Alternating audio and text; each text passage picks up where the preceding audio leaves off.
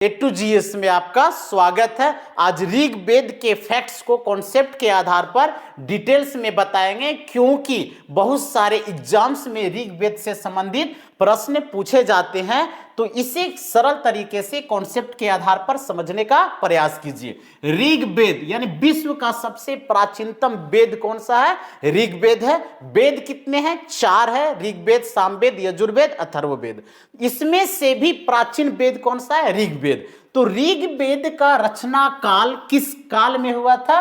ऋग्वैदिक काल में। ऋग्वैदिक काल में। अब यहां पे समझिए कि वैदिक काल को 2 खंडों में बांटा गया है। एक है ऋग्वैदिक काल, इसी को पूर्व वैदिक काल भी कहा जाता है, 1500 ईसा पूर्व से लेकर 1000 ईसा पूर्व के बीच। और इसी काल खंड में ऋग्वेद का रचना सरस्वती नदी के किनारे किया गया था। अब दूसरा है उत्तर वैदिक काल, जो 1000 ईसा पूर्व से लेकर 600 ईसा पूर्व के बीच। और इस काल खंड में सामवेद, यजुर्वेद और अथर्ववेद का रचना किया गया था।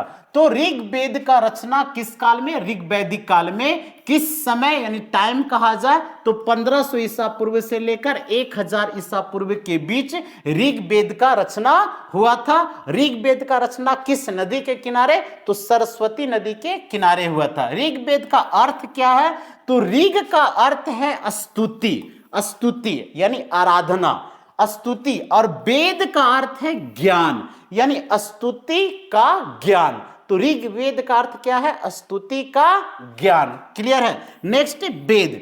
तो विश्व का सबसे प्राचीनतम वेद कौन सा है? तो विश्व का सबसे प्राचीनतम वेद है ऋग्वेद। और इसके अलावे 3 और वेद है जो ऋग्वेद के बाद रचना हुआ उत्तर वैदिक काल में, सामवेद, यजुर्वेद, अथर्ववेद। और ये चारों वेदों में बाद में रचना अथर्ववेद का हुआ और पहली रचना ऋग्वेद का हुआ। ठीक है। ऋग्वेद में मंडल है, और कितने मंडल है? 10 मंडल।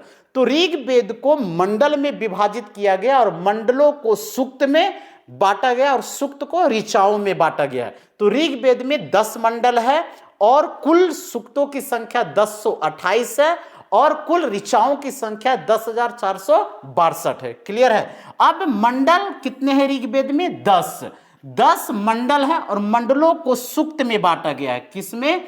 तो सूक्त में बांटा गया है। और सूक्त जो है वो कितना है? 10,000 यानी 1017 है। सूक्त 1017 है।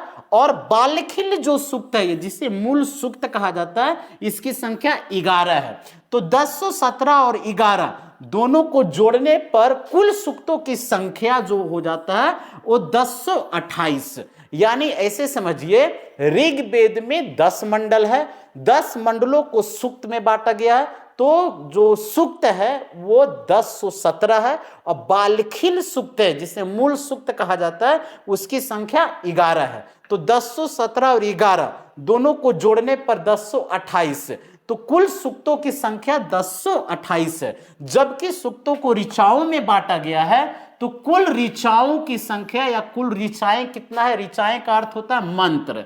ठीक है। तो कुल ऋचाओं की संख्या कितना? 10,462। ये भी कई एग्जाम्स में प्रश्न पूछा गया है। कहीं कहीं पे 10,550 के लगभग देता है, कहीं पे आपको देगा 10,600 के लगभग देगा, लेकिन 10,462 है कुल ऋचाओं की संख्या। किस वेद में? ऋग्वेद में। ठीक है।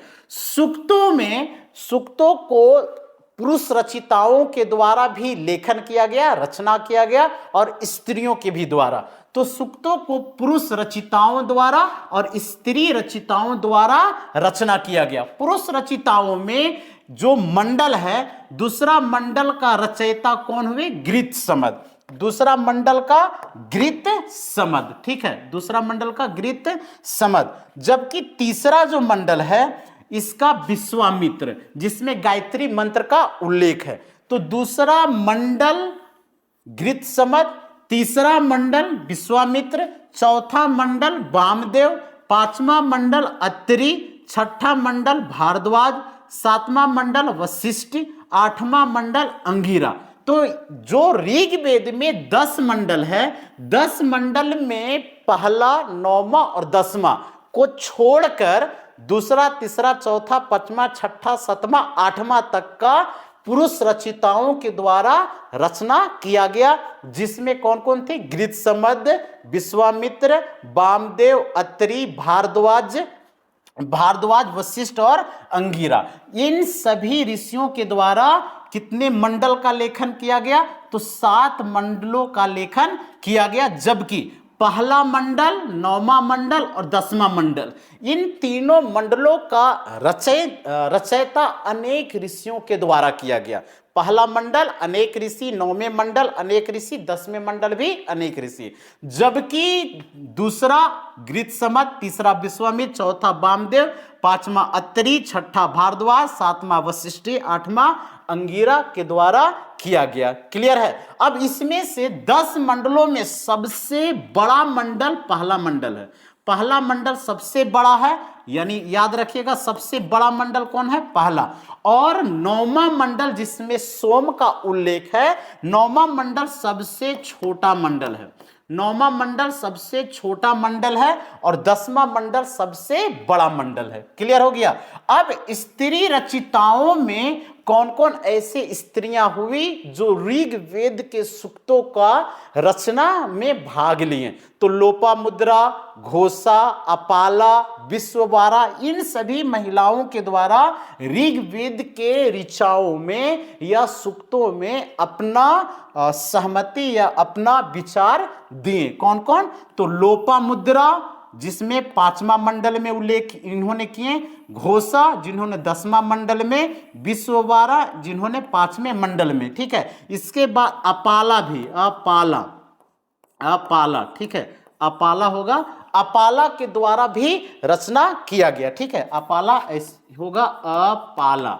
ठीक है, तो लोपामुद्रा, घोषा, विश्ववारा, अपाला, इन सभी महिलाओं ने भी ऋग्वेद के सूक्तों को या ऋचाओं में अपना रचयिता में भागीदारी दी है। ठीक है, अब यहाँ पे सबसे महत्वपूर्ण है तीसरा मंडल, जो किनके द्वारा? विश्वामित्र के द्वारा रचना किया गया और इसी में गायत्री मंत्र का उल्लेख है। और 10वां मंडल जिसमें पुरुष सूक्त का उल्लेख है, जिसमें वर्ण व्यवस्था का प्रारंभिक चरण माना जाता है। ठीक है, और पहला, 9वां, 10वां, इन तीनों मंडलों का रचना अनेक ऋषियों के द्वारा किया गया। ये ध्यान में रखिएगा, क्योंकि बहुत सारे फैक्ट्स को कॉन्सेप्ट के आधार पर कहीं ना कहीं पूछा जाता है। अब यहां पे देखिए, ऋग्वेद का 10 मंडल, यानी ऋग्वेद में कुल कितने मंडल है?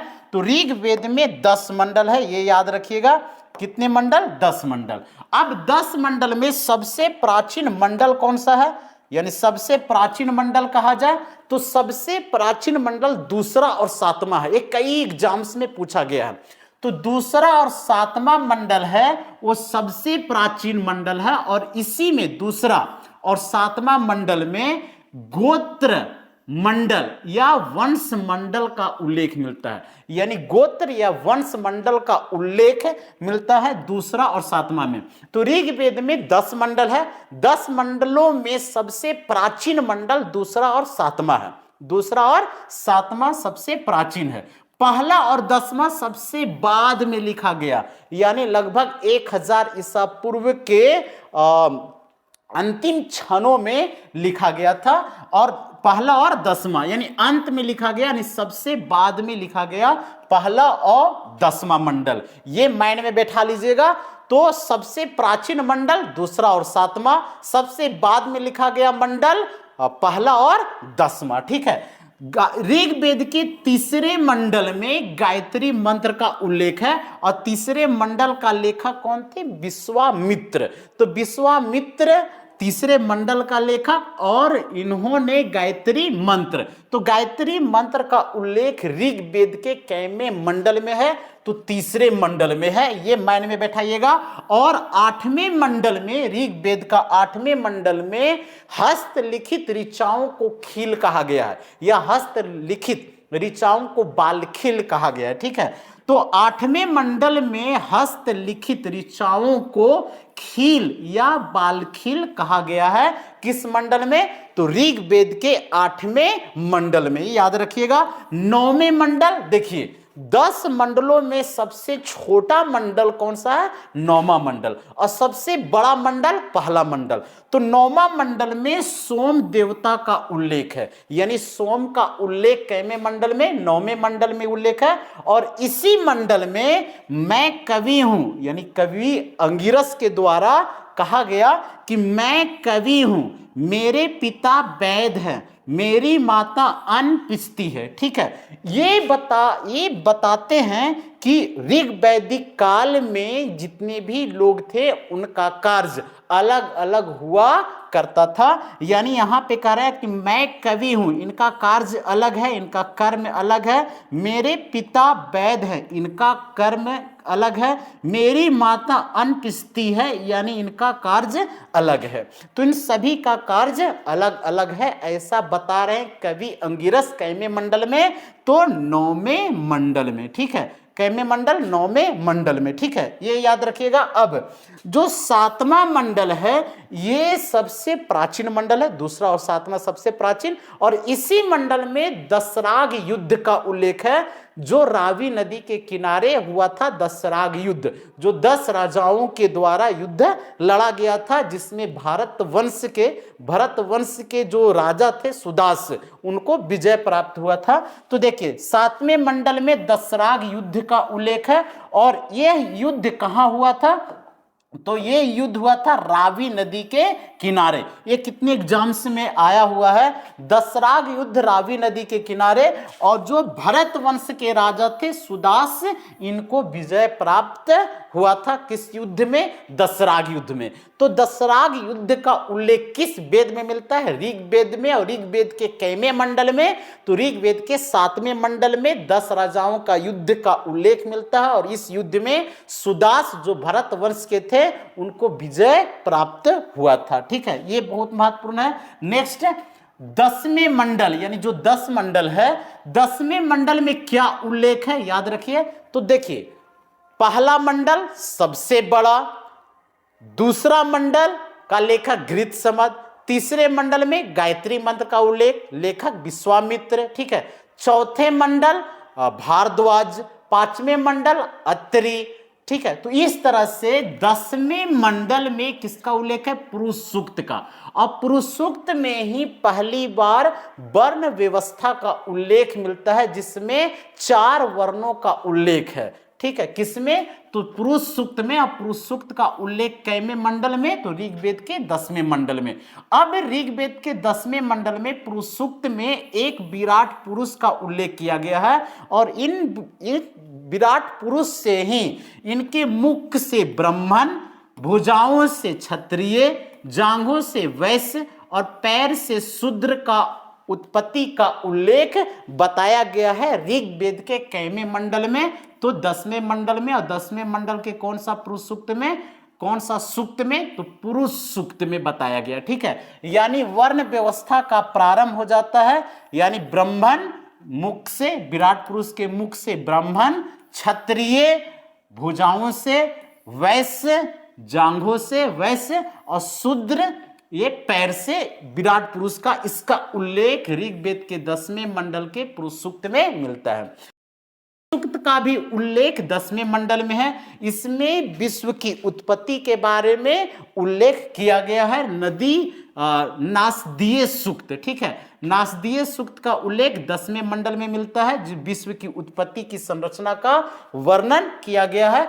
विवाह सूक्त का उल्लेख 10वें मंडल में मिलता है, यानी सूर्य की पुत्री का विवाह का उल्लेख 10वें मंडल में। नदी सूक्त यानी नदियों को जीवन का उल्लेख जो है ये मिलता है 10वें मंडल में। ठीक है, तो 10वें मंडल में मिलता है, जो कई मंडल को कई सूक्तों में बांटा गया है। क्लियर है? तो 10वें मंडल में पुरुष सूक्त, 10वें मंडल में नासदीय सूक्त, और 10वें मंडल में विवाह सूक्त, 10वें मंडल में ही नदी सूक्त। ये सभी सूक्तों का उल्लेख ऋग्वेद के 10वें मंडल में मिलता है। क्लियर है? अब जो ऋग्वैदिक काल था वो पूर्णतः कैसा था? तो ग्रामीण था, नगरीय नहीं था। इसके पहले जो सभ्यता थी सिंधु घाटी सभ्यता, जिसे मोहनजोदड़ो की सभ्यता या हड़प्पा का सभ्यता या या इसे दिलमुन की सभ्यता या बहुत सारे सभ्यता, काश युगीन सभ्यता भी कहा जाता है। तो उन सभी सभ्यताओं में, चाहे मेसोपोटामिया की सभ्यता, वो सब नगरों की संरचना जैसा था। तो सिंधु घाटी सभ्यता नगरीय था, लेकिन ऋग वैदिक काल या वैदिक काल जो सभ्यता थी ये ग्रामीण सभ्यता थी। कैसी? तो ग्रामीण सभ्यता। नेक्स्ट, ऋग्वेद में नदियों का उल्लेख, यहां से भी प्रश्न देखने को मिलता है। तो ऋग्वेद में मुख्यतः 25 नदी का उल्लेख किया गया है। तो ऋग्वेद में 25 नदियों का उल्लेख किया गया है और इसमें सबसे महत्वपूर्ण नदी सिंधु नदी। तो ऋग्वेद में सबसे ज्यादा वर्णित नदी कौन सी? सिंधु नदी, इसलिए सबसे महत्वपूर्ण नदी हो जाती है। और सिंधु नदी का प्राचीन नाम हिरण्ययानी नदी कहा गया है। हिरण्ययानी नदी कहा गया किसे? सिंधु नदी को। सबसे पवित्र नदी, तो ऋग्वेद में उल्लेखित सबसे पवित्र नदी या सबसे महान नदी जिसे नदीत्मा कहा गया है, सरस्वती नदी को। तो सरस्वती नदी को नदीत्मा कहा गया है, यानी नदियों का माता कहा गया है। ये इसका उल्लेख सबसे पवित्र नदी मानी जाती है सरस्वती नदी। किस वेद में? ऋग्वेद में माना गया। अब गंगा नदी, तो ऋग्वेद में गंगा नदी का उल्लेख 1 बार हुआ है, यमुना नदी का उल्लेख 3 बार हुआ है। तो बहुत महत्वपूर्ण है। गंगा नदी का उल्लेख ऋग्वेद में 1 बार हुआ है, यमुना नदी का उल्लेख ऋग्वेद में 3 बार हुआ है। तो यानी पूर्वी क्षेत्र में 1 बार गंगा नदी, इसके इधर 3 बार, इसी तरह उल्लेख बढ़ते चला जाता है। तो यमुना नदी का उल्लेख ऋग्वेद में 3 बार, गंगा नदी का उल्लेख 1 बार। अब अंतिम नदी, ऋग्वेद में अंतिम नदी का उल्लेख जो है किस नदी के नाम से? तो गोमती नदी के नाम से। तो ऋग्वेद में अंतिम नदी का उल्लेख जो है वो गोमती नदी है। ठीक है, ये याद रखिएगा।